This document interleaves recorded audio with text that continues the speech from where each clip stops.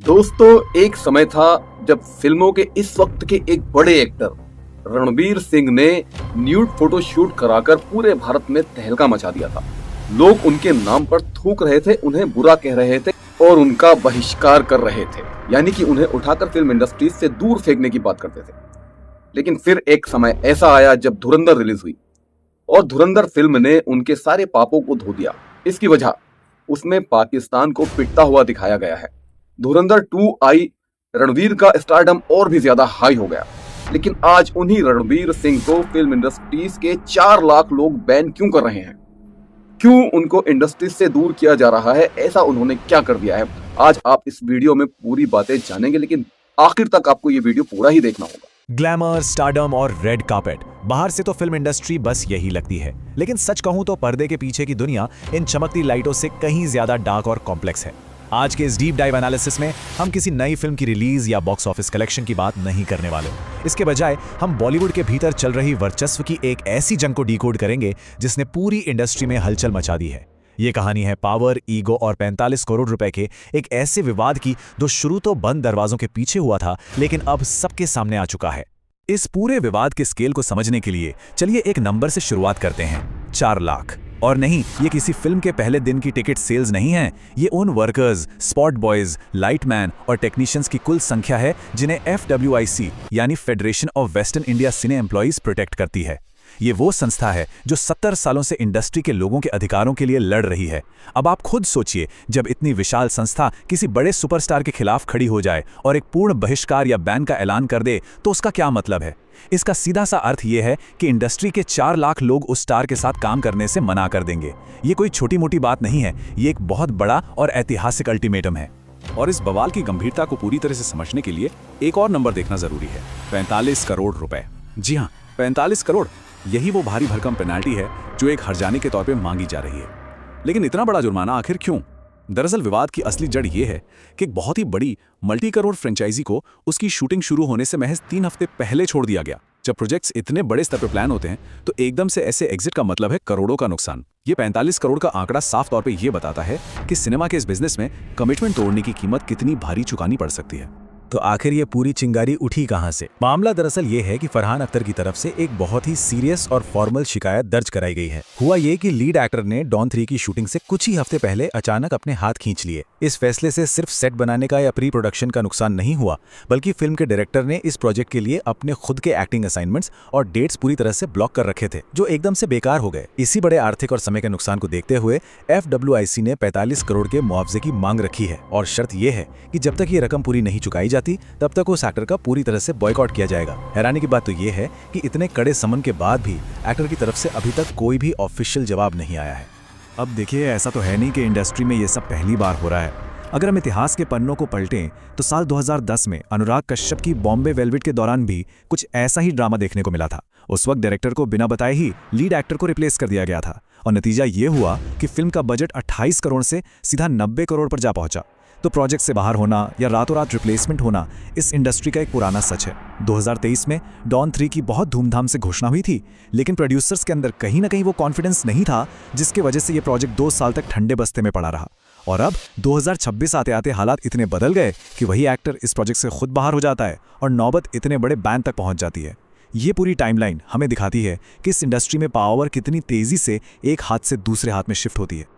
इस विवाद के सेंटर में एक बहुत बड़ा ट्विस्ट है, जिसे हम द 2023 पावर फ्लिप कह सकते हैं। एक तरफ वो दौर था जब 2023 में फिल्म अनाउंस तो हो गई, लेकिन पब्लिक के ठंडे रिस्पांस को देखकर प्रोड्यूसर्स बहुत हिचकिचा रहे थे। उन्होंने प्रोजेक्ट को ही 2 साल के लिए रोक दिया, लेकिन फिर रातों रात पासा पलट गया। धुरंधर पार्ट 1 और 2 सिनेमा घरों में आती है और बॉक्स ऑफिस पर ऐसा तहलका मचता है कि सब देखते रह जाते हैं। वो एक्टर एकदम से 3000 करोड़ के बॉक्स ऑफिस पावर हाउस में तब्दील हो जाता है।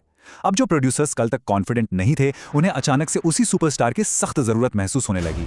ये एक ऐसा पल था जहां सारा का सारा लेवरेज और कंट्रोलिंग पावर सीधे तौर पर एक्टर के हाथ में आ गई। और यहीं से ना कहानी शेड्यूल्स या डेट्स के टकराव से बहुत आगे निकल जाती है। ये बन जाता है विशुद्ध ईगो का टकराव। दरअसल एक्टर एक बहुत ही विशाल और नए प्रोजेक्ट चंद्रगुप्त मौर्य की तरफ आगे बढ़ चुका था, लेकिन डॉन 3 के प्रोड्यूसर्स की डिमांड थी कि वो सब कुछ छोड़ छाड़ कर तुरंत उनकी फिल्म को अपनी पहली प्राथमिकता बनाएं। वही फिल्म जिससे उन्होंने खुद 2 साल तक होल्ड पर रखा था। जाहिर है एक्टर ने इस डिमांड को ठुकरा दिया, और जब ऐसा हुआ तो ये सिर्फ एक प्रोफेशनल असहमति नहीं रही, ये ईगो की एक बहुत गहरी और कड़वी जंग बन गई। जब सिनेमा की 2 बड़ी ताकतें आमने सामने आती है ना, तो अक्सर मुद्दा कॉन्ट्रैक्ट से ज्यादा आत्मसम्मान और डोमिनेंस का हो जाता है। ऐसे मामलों में पर्दे के पीछे एक और लड़ाई लड़ी जाती है, पीआर वॉर। जनसंपर्क की ये लड़ाई भी अपने आप में काफी इंटरेस्टिंग है। एक तरफ से ये पूरी कोशिश की जा रही है कि एक्टर पर अनप्रोफेशनल होने का टैग लगा दिया जाए ताकि उसकी पब्लिक इमेज को डैमेज किया जा सके, लेकिन दूसरी तरफ एक्टर ने एक बहुत ही अलग स्ट्रैटेजी अपनाई है, पूरी तरह से सार्वजनिक चुप्पी। वो चाहते हैं कि इस मामले को मीडिया के शोर शराबे से दूर प्राइवेटली सुलझाया जाए। कुछ रिपोर्ट्स तो ये भी इशारा करती हैं कि धुरंधर की उस ऐतिहासिक सफलता के बाद इंडस्ट्री के अंदर ही एक तरह की ईर्ष्या भी पनपी है। लेकिन इन सब पीआर कैंपेन्स और नेगेटिविटी के बीच एक चीज जो बिल्कुल नहीं बदली है, वो है पब्लिक का उस एक्टर के साथ गहरा इमोशनल कनेक्शन। और सच कहूं तो वो कनेक्शन किसी भी पीआर मशीनरी से बहुत स्ट्रांग है। लेकिन अगर ध्यान से देखा जाए तो ये कहानी सिर्फ एक फिल्म या एक सुपरस्टार की नहीं है। बॉलीवुड में आजकल एक अजीब सा श्राप फैलता जा रहा है। एक और लेजेंडरी फ्रेंचाइजी में गहरी दरार आ चुकी है। पुरानी, सफल और क्लासिक फ्रेंचाइजीज को आगे बढ़ाना आज के समय में एक बहुत बड़ा और मुश्किल संघर्ष बन चुका है। लीगेसी सीक्वल बनाने का ये पूरा सिस्टम कहीं ना कहीं बुरी तरह क्रैश हो रहा है। इसे समझने के लिए हम एक और केस स्टडी की तरफ चलते हैं जिसने हाल ही में कॉमेडी फिल्मों के फैंस को बहुत तगड़ा झटका दिया है। हम बात कर रहे हैं हेरा फेरी 3 की। अक्सर जब ऐसी खबरें आती हैं तो वो महज गॉसिप लगती हैं, लेकिन चलिए थोड़ा इसके फाइनेंशियल ब्रेकडाउन को डिकोड करते हैं। हम बात कर रहे हैं दिग्गज अभिनेता परेश रावल जी के परमानेंट एग्जिट की। अग्रीमेंट के मुताबिक उनकी टोटल फीस 15 करोड़ रुपए तय की गई थी। इस 15 करोड़ में से लगभग 14 करोड़ 89 लाख रुपीस फिल्म की रिलीज के बाद दिए जाने थे।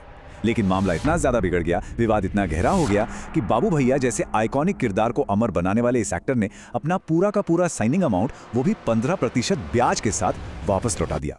ये ब्रेकडाउन बहुत साफ शब्दों में बताता है कि यहां मामला सिर्फ क्रिएटिव डिफरेंसेस का नहीं था, बल्कि ठोस कमिटमेंट्स के हमेशा हमेशा के लिए टूट जाने का था। पर्दे के पीछे कितनी भयंकर अफरा तफरी मची है, इसका अंदाजा आप सिर्फ इस बात से लगा सकते हैं कि हेरा फेरी 3 आज की तारीख में पूरी तरह से अधर में लटकी हुई है।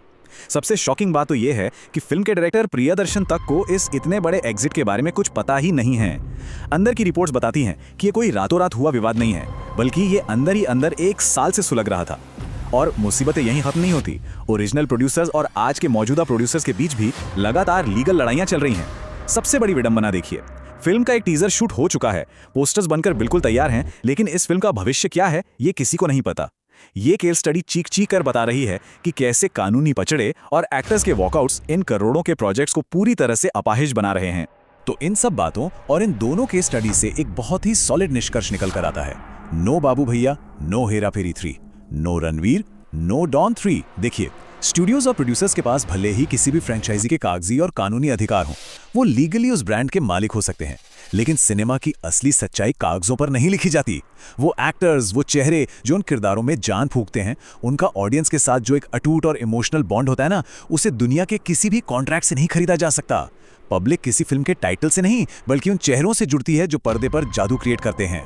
तो अब आज के इस एनालिसिस को समेटते हुए हमारे सामने एक बहुत बड़ा और सोचने वाला सवाल खड़ा होता है। क्या लेगेसी सीक्वल्स कभी सच में उन चेहरों के बिना सरवाइव कर सकते हैं जिन्होंने शुरू से उन्हें खड़ा किया है? सिनेमा की इस चमचमाती दुनिया में असली ताकत आखिर किसके हाथों में?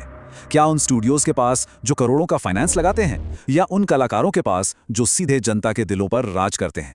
ये एक ऐसा सवाल है जिसका अंतिम फैसला कोई कोर्ट या फेडरेशन नहीं, बल्कि सिर्फ और सिर्फ बॉक्स ऑफिस ही कर सकता है। आज के इस डीप डाइव में मेरे साथ जुड़ने के लिए बहुत बहुत शुक्रिया। सिनेमा के ऐसे ही अनकहे और दिलचस्प पहलुओं को डिकोड करने के लिए आगे भी साथ बने रहें।